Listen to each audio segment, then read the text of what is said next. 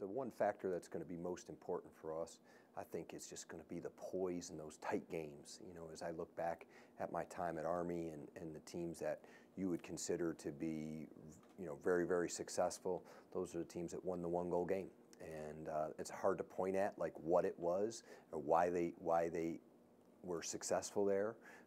But you know, I just look at it that poise, that ability to handle the pressure, to execute, to stay disciplined in those tight contests. Because I've always felt like in the Army program, we're able to play with anybody in the country.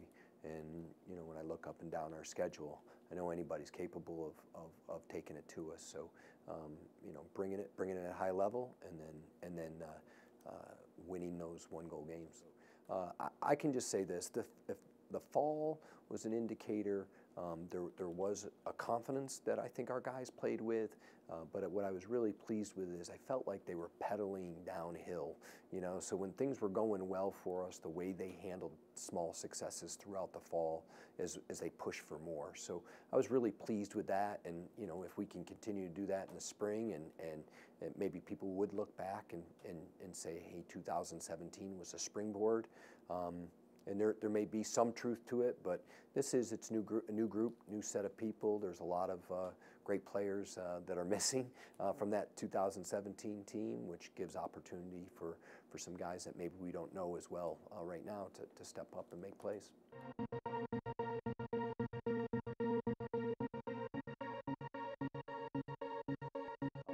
This year's group is a little different, more veteran in the midfield than we've ever been, led by Dave Sims, returning All-American, and I would tell you probably it stands out a little bit different because, as I said earlier, where we never had maybe necessarily that All-American caliber midi, we had a lot of really good ones.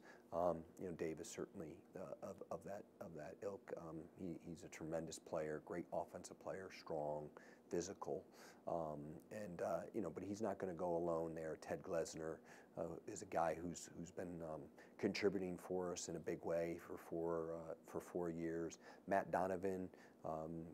We finally started to see some of his capabilities because of health issues, leading all the way up through.